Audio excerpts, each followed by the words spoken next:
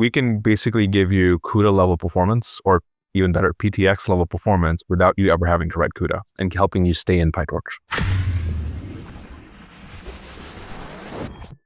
Welcome to Beyond CUDA. I'm your host, Jeff Tatarchuk, co-founder of TensorWave, the AMD GPU cloud. Today on the show, we have Jay Dawani, the co-founder and CEO of Lemurian Labs, a company dedicated to making AI development more affordable and accessible to simplify your workflow and unite the stack, no matter what hardware you're using.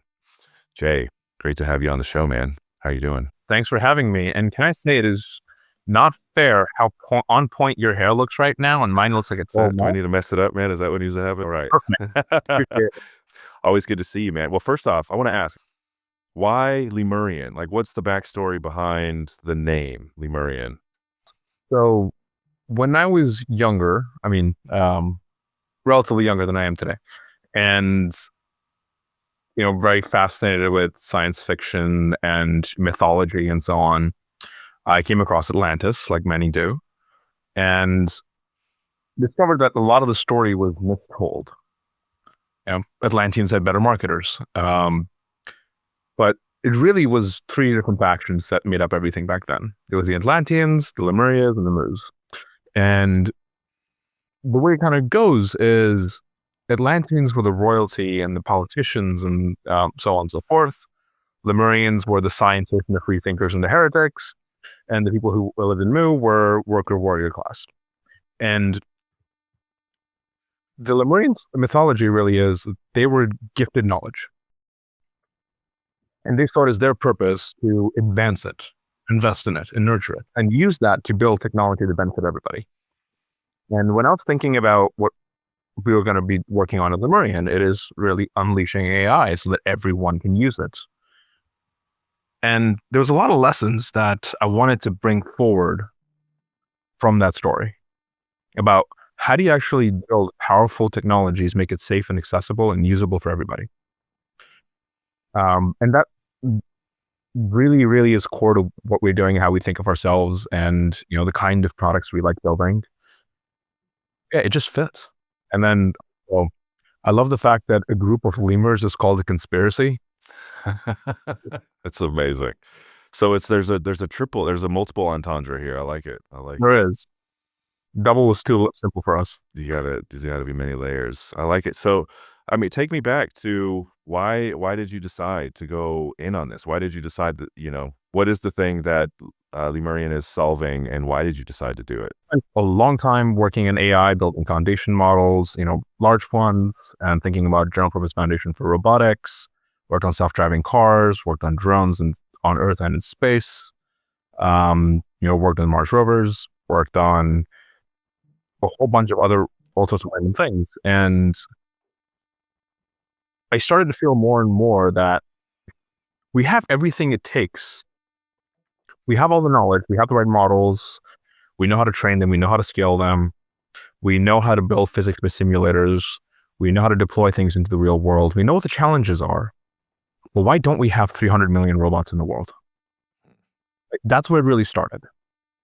And I started reasoning through all of this, and I was like, say we have a 200 billion parameter foundation model for general purpose autonomy. So you have a base model, a bit of reasoning, you have sensor fusion and all the other things we're planning and all that.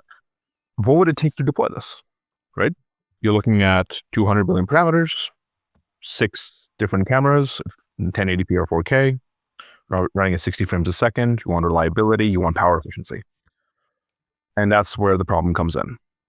We don't have a chip to run that. And that's holding back robotics. So I'm like, well, let's go build that chip.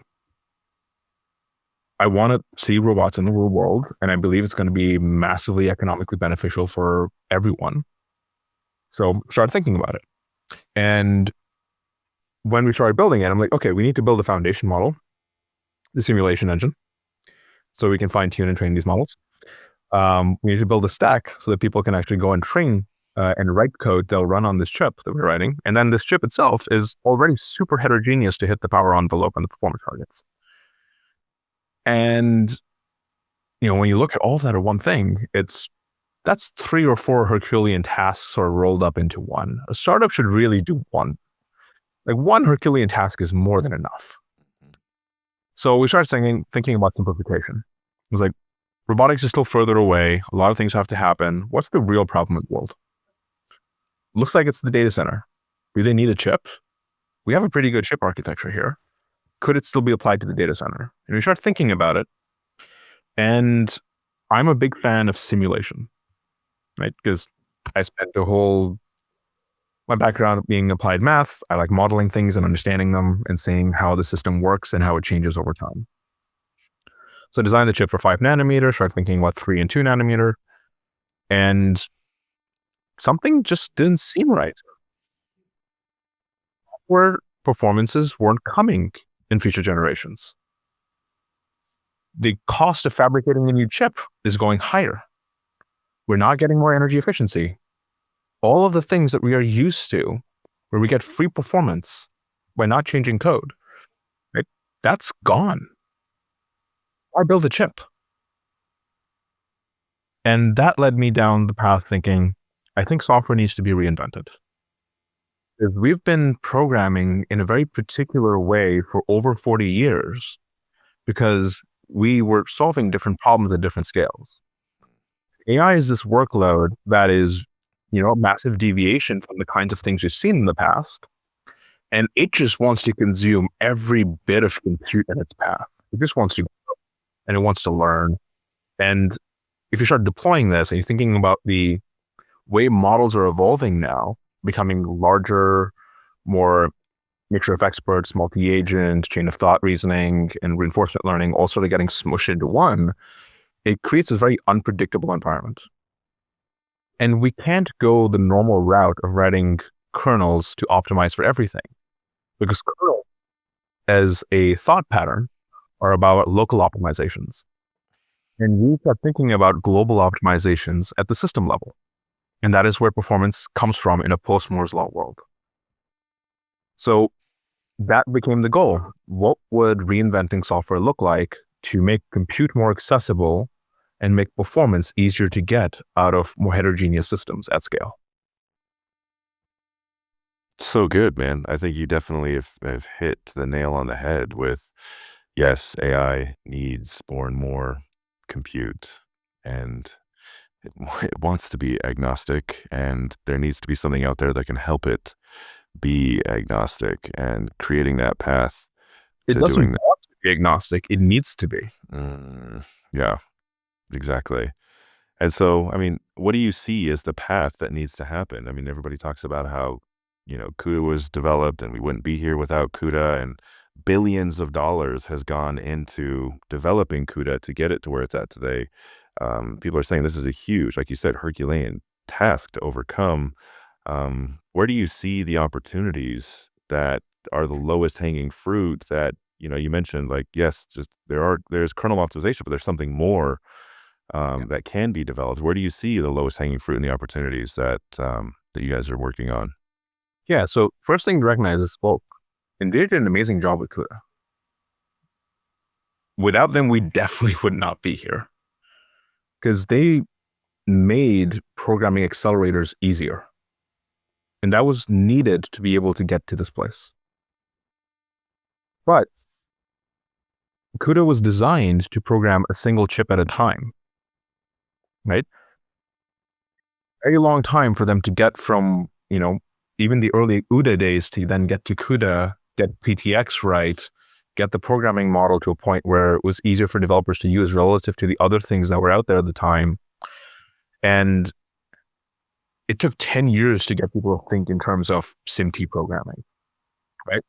But as a developer, you're still thinking about, how do I map this operation, turn it into a task that is specific to this hardware, that is going to leverage the amount of threads that I have, and then deal with all the different funky things in that hardware, right? So it's a sort of leaky abstraction, because imperative programming model, you are not just telling what you want to do, but how you want to do it, right? So you as a developer need to really understand the hardware and the system to get performance, right? So it's not enough to just be a good ML engineer. you have to learn a whole bunch of other things. And there's people in the HPC world that spent like 20, 30 years to get to a point where they could figure out how to squeeze blood from stone. Right? That's a dark art in itself. But that by default means it's a very niche skill. Right? So there's very few people that know how to really make GPUs sing. Right? And that's, if you start looking at today, most people are operating at like what, 10 to 30% utilization? Not because we can't write fast kernels. We've been writing fast kernels for decades. The problem has shifted. Right? We have this thing called the memory wall. That means scheduling and getting data into the GPU is orders of magnitude more expensive and more important when they're writing the kernel.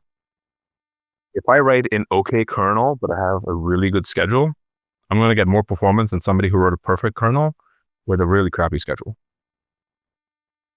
Right? And then there's all these other effects that start coming into play. When transistors get smaller, they start getting closer and closer together. So there's density. The switching speeds start causing more heat. So there's leakage and there's dissipation. And if you start pushing your chip too much, you start getting thermally throttled. DVFS and other things start coming into play. So you're making an assumption when you're writing a kernel that things are going to operate in a certain way.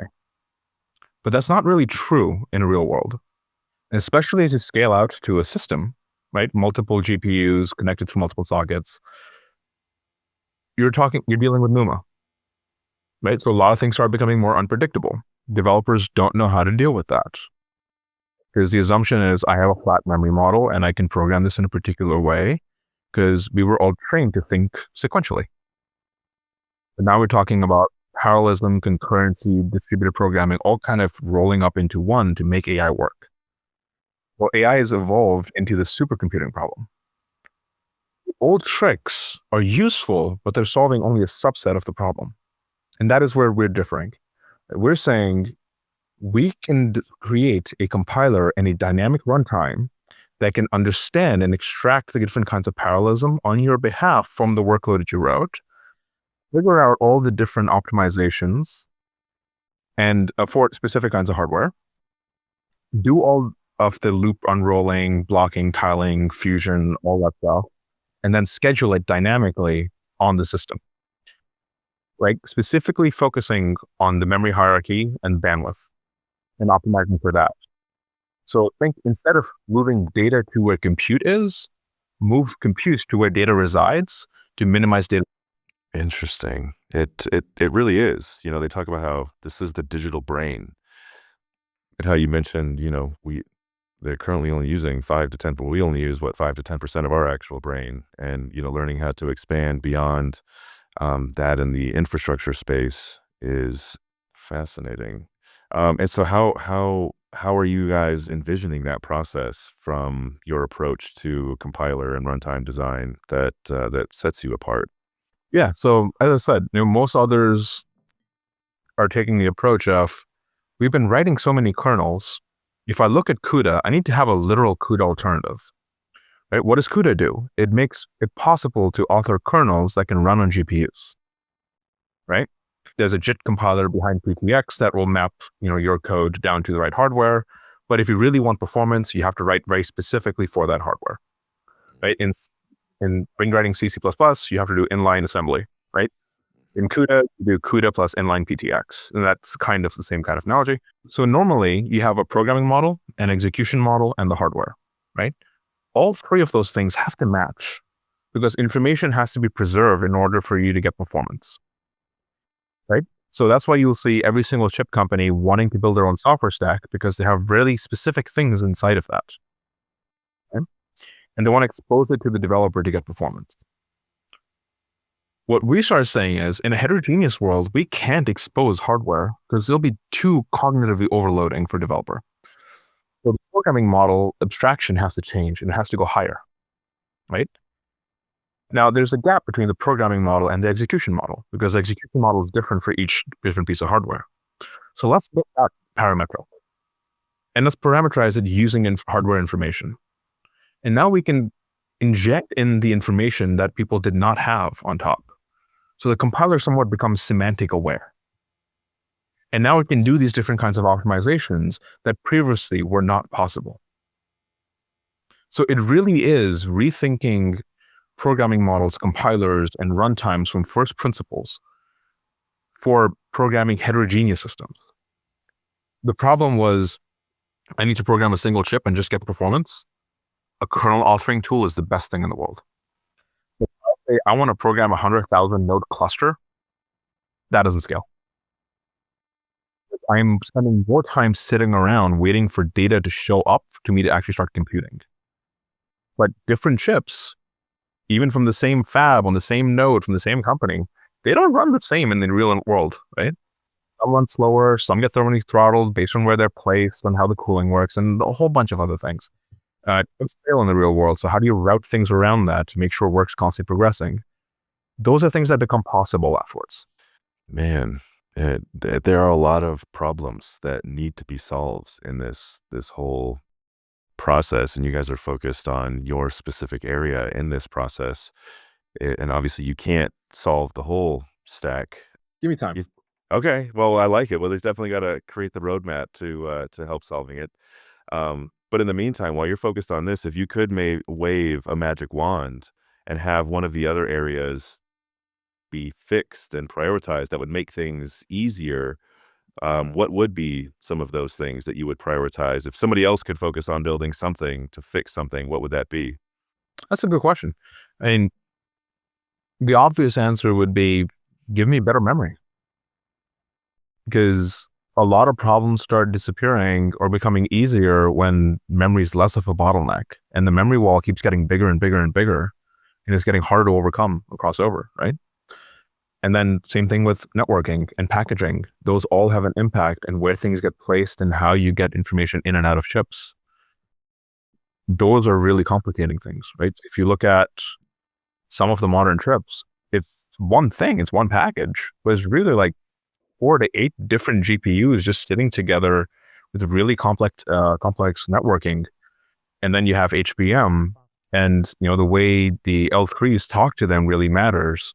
And if those aren't done right, you can't do a lot of the things that you used to. Like, they're really, really mind-bending. In some ways, it actually breaks your mental model about how a chip should work.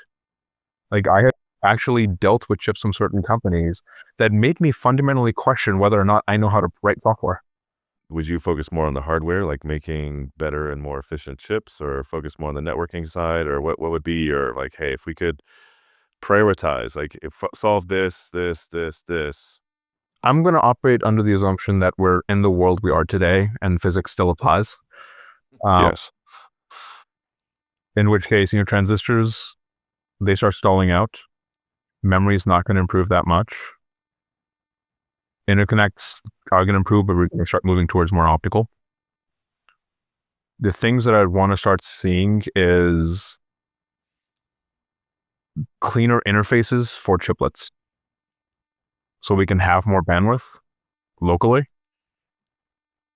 and generally better abstractions on the computer architecture side that make it easier to deal with heterogeneity. And what would that help? What would that help in the process? So if I think about having, a cluster for CPU, a GPU, an NPU, or some other XPU, so all sort of smushed together, right? And we see this in the edge world a lot. We have these very complicated SoCs, but they're very, very hard to program. Each one has its own specific way that it wants to be dealt with or spoken, right? So you have 5 or 6 different programming models that you're trying to stitch together to program these. But it's mostly because the abstractions are really bad. But if you do start thinking about a better core abstraction to make some of these things tightly integrated, and you can offload a lot of the things to the hardware, it makes software a whole lot easier. That would be a pretty interesting area to go to. There are some folks thinking about it. Like, generally, it takes you towards things like CGRAs, but they're also fairly finicky in programming. They're better than FPGAs by a mile. Again, almost everything is better than an FPGA. Oh my gosh, tell me about it. We can do a whole podcast just on how bad FPGAs are. Oh my goodness, it's just a venting about FPGAs that would be necessary. We could do a whole conference on that. That's right, just a grievance. Yeah, a grieving conference. Yeah. There's a lot of things that are going to have to get revisited. Yeah. Yeah, I see it, man. Well, you guys are focused on the right thing. Now, there are a bunch of other people kind of working on helping solve the software um, issue, trying to do various things in the stack. Um, do you think there will be one, or is it the goal of Lemurian to be like, is there going to be one winner outside of CUDA that makes this heterogeneous, or is there a place in the world where there's a big enough pie where multiple of these solutions can exist? I think it's always going to be the case where multiple solutions exist because different people want different things, right? No one person wants one thing all the time, right? So we're great for when you want performance at scale, but you are not, a performance engineer, right? Like think about the 50,000 or so people that write CUDA that love getting to down nitty gritty in getting performance. There's a whole set of tools that are made just for them. Then you think about the 5 million or so PyTorch developers in the world or JAX developers that can't get that performance because they don't want to go to the low level, understand hardware and infrastructure. That's who we're building for. We want to unlock those people because they're the ones doing the important work where they're trying to figure out what's the next architecture? How do we train it? How do we scale these ideas up and get it out to people faster? There's a lot of ideas get abandoned because there wasn't a good kernel library there to support them, right? Wait for a performance engine to become available to go do that, or wait for NVIDIA or somebody else to write the libraries for them to use. So in our stack, we don't have libraries that you call into. You specify what you want done, and our stack creates the kernels and orchestrates them, right? So a lot of the stuff around like the 350 CUDA libraries that sit on top of CUDA, you don't need them anymore. You will get the same performance without them. So that is what we're really focusing on. That makes sense. And how are you guys at Lemurian using AI to create these things? Well, I hate writing unit tests. I don't know a single developer on my team that actually enjoys it. So majority of things over there are written by that. A lot of documentation is being used by written by AI. We use it to check a lot of things. A lot of basically anything that is tedious and can be automated, we're offloading to AI so that the engineers can focus on what they do best. And do you see utilizing AI to train and do your own foundation model eventually to help solve some of these problems, or? We have a pretty big roadmap and it's multiple years long. So I never say never. But for the immediate future, no. Yeah. Okay. Well, talk to me about what are you guys currently working on? Like, what are you excited about? What are some of the breakthroughs that you're seeing? And then as much as you can share, would love to hear more about your roadmap and where you guys are going. The thing that surprised me the most was, we've designed hardware in the past. So we know a lot of what is available in hardware and how they work. But from when you switch your lens to thinking about software, you sort of have the assumption that, okay, things are going to take this much time to run. There's a limit, like there's a roof line and for a floor and a ceiling for performance and energy efficiency and so on. I was surprised that our runtime was able to exploit the hardware in a very particular way that got more performance than I thought was available in that hardware. Right? So most companies, when they're writing or building their GPUs, they will do a lot of tests like, look how fast our matmul is. Everyone loves benchmarking a matmul on a GPU. That is the one thing that has been optimized for death. Right? And somehow we got almost 2x the performance of the best kernel we found. That surprised me, like the power of scheduling over something that is handwritten. Right? So that's was one of those aha moments. It's like, okay, this can work. And then when you start scaling it out, you're like, okay, there's even more performance. And the current models that we're building for projected performance, at least, tell us as we scale to cluster level, we can easily get up to 10x performance. It's right? huge. Yeah, like that is game changing. That changes the economics around compute and for AI and who can actually train and deploy models at what scales. Now, do you guys see prioritizing performance or are you guys performatizing compatibility? Like, how are you thinking about that? So in my world, that isn't, at least in the way I'm thinking about this, it's not mutually exclusive, right? Because normally the thinking has been you can get productivity, portability, or performance. You get two of the three Bs. But if you change a certain set of constraints and rethink the problem in a particular way, all three become possible. It is only if you live in the existing paradigm with existing constraints that you have to obey them. But if you change them, you can do what you want What do you have to change? every day. Well, basically rethink the system, right? If you say I'm going to live in kernels, I'm by default thinking about a more static world where I'm then thinking about kernel launches and grids and warps and all that. But if I then say I am building a dynamic compiler that can do all these things, and I have a compiler that can generate these kernels, and this is how they have feedback loops, and they can do all these really cool things. Now a developer doesn't have to think about that, and they can think about what they want done, and that allows you to open up more than you thought possible. Right? So abstractions matter, and then if you change that, new constraints come into place. There's physics is always a constraint, but the bigger constraint I found is getting people to change how they think. What change do they need to make? Like, if you could snap your fingers and get somebody to think the right way, like, what should they be focused on? You don't need to write kernels to get performance. Which is what everybody's thinking about right now, just constant kernel optimization, and that's going to be the constant engine. The byproduct as well of once you get rid of thinking about kernels is portability becomes more natural. Right? So now you do have portability, you do have performance, and you have productivity. And it's like a lot of things that sort of became side effects of how we were thinking about the problem. That surprised us. Yeah. Yeah. And what are you excited about moving forward? Like, you have this, you have your roadmap and where you guys are going as a team. A lot of partnerships. And it's How so? surprising Like, what sort of partnerships are important to you guys over there, and what works? chip companies, a lot of the leading chip companies we're starting to engage with and get partnerships in place with, a lot of neo clouds and hyperscalers, a lot of interest from some of the leading AI companies on using this as well for either training or for inference. Um, and they're all starting to recognize like, hey, we need more chips. We can't keep getting it from just one vendor. Different chips are optimized for different things. Some of us are building our own chips and we want to be able to use those too. And this can really help accomplish a lot of those goals. Um, so it's like pretty exciting.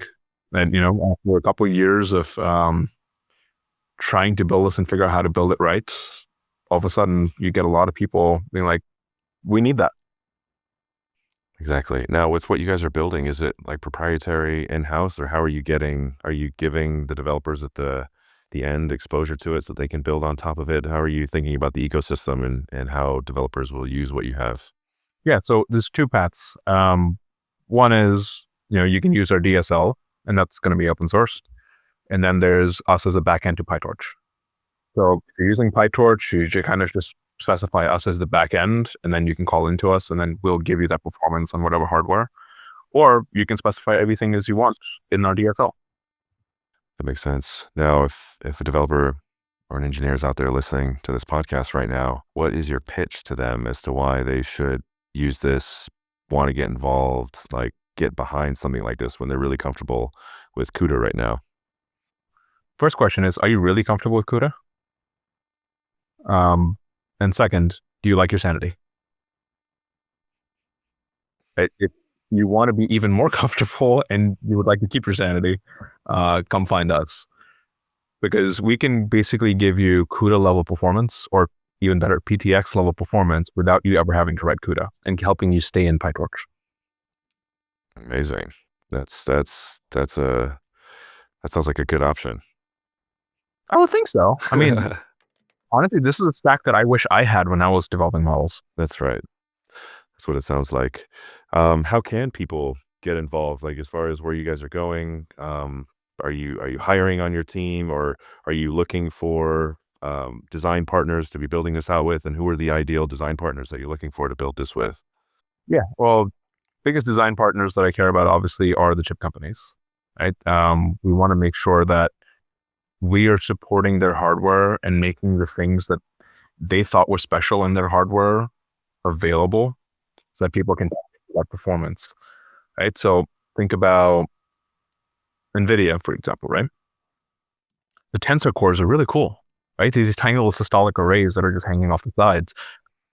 And now they're becoming their own thing with their own memory. So it's almost like a third chip inside of the GPU. But people don't know how to program to it, right? So making that accessible. There's a lot of really funky things inside of the Intel GPUs, like Gaudi, and then the next I think Jaguar Lake or whatever it's called, and AMD with all of the new future chips coming out, and Qualcomm with all the chips coming out, anything with the TPU, and then Maya and the MTIA, and the list keeps going on and on and on. Each of them had a special something in their hardware. So being able to integrate with that chip to make sure we get the best performance out of it, those are the partners we look for. And then obviously with the clouds, neo clouds or hyperscaler clouds, so that customers can actually use our stuff in the environments they want to. Like that really to us because we're building for the developers to make sure they can do their life's work in this lifetime without having to pay with their sanity. I love that, man. It is truly one stack to unify them all. It's a huge task, but I'm glad you guys are working on it. Where can people find you? Are you guys hiring right now? Are you guys looking for stuff? We are hiring, primarily focused on, runtime and compiler, looking for some folks on the ML side. So when we're doing performance benchmarking, a lot of things, looking at the different models, that everything's properly supported. And then also thinking through how the world might shift over time. So because a lot of things happen unexpectedly sometimes. So if you're thinking about LLMs, what comes after LLMs, expert models, how may they change over time? Thinking about chain of thought, tree of thought, or reinforcement learning, what different variations of models would exist. So we're looking for people who can actually write those, make sure they're ported, and benchmark properly on different clusters and different clouds. And then in terms of how to engage with us, we're going to be launching our developer community in a few months, and we'll be GA by end of the year, basically. So we're pretty excited about that. And yeah, hopefully we can help you get the best performance out of your hardware for the models you care about. So is there anything else you'd like to share that you feel like is relevant, that's on your heart, that people need to know? I think people underestimate, it's actually kind of weird to say, I think AI is somewhat underhyped. I think LLMs are overhyped, but AI as a whole is underhyped. Running up against the end of transistors, memory's not improving, bandwidth is what it is, chips are becoming more heterogeneous. You sort of force your thinking about build outs in a very particular way. There's only so much land. Energy starts becoming a bottleneck. So you now start thinking about how to exploit a lot of this in a more cleaner way. So abstraction things, and that's where people, companies like us, kind of come into play to help you make that accessible. But there's still orders of magnitude of performance left, right? If we assume models stay in a world where anywhere between 70 billion to like a trillion parameter models, and they're used for either domain specific tasks for enterprise or for general purpose use for consumers. And then you have multiple agents calling onto each other or doing chain of thought reasoning. And you sort of sum up all that compute. We're looking at about 10 to the 30 flops in a single day serving models. There's not enough place or energy to actually support that. We're looking at roughly a billion GPUs if you want to support that, right? Over the all running 24/7 at full capacity. We don't have enough land or energy, right? But given the amount that we do, right, we can comfortably get to about 50 million GPUs over some period of time. And, with performance not really getting that much better, so maybe 20% each new generation, you start getting into another different kind of heterogeneity. And there's about a 2 to 3 order of magnitude gap on performance, which is going to have to come from better algorithms. And that is where I see new model architectures really coming into play. Are there any you're particularly excited about right now? I think there's a lot of small innovations happening in a lot of places. I think having mixture of expert models is really exciting because not just for the obvious reasons, but they actually act as a regularizer and can help with generalization in some interesting ways. But then you have, different reasoning capabilities coming into play. That is exciting because small models can start acting like big models, and that saves on compute a lot of the time. So like training on more data and like things like double descent actually reduced model size by about a half an order of magnitude. And then you thought about mixture of experts, that saved us an order of magnitude. Reasoning saved us about an order of magnitude as well.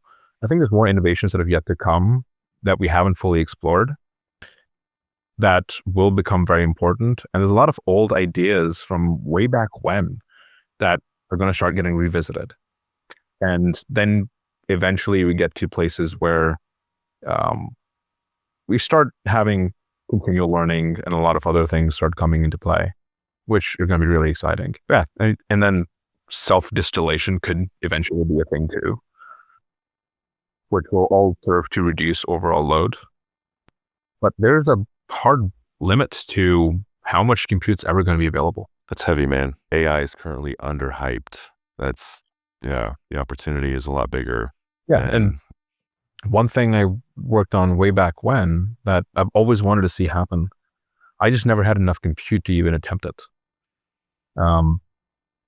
was if you could build a model that was grounded in physics and could understand different materials, you could then use that to discover new materials and design new things in better ways.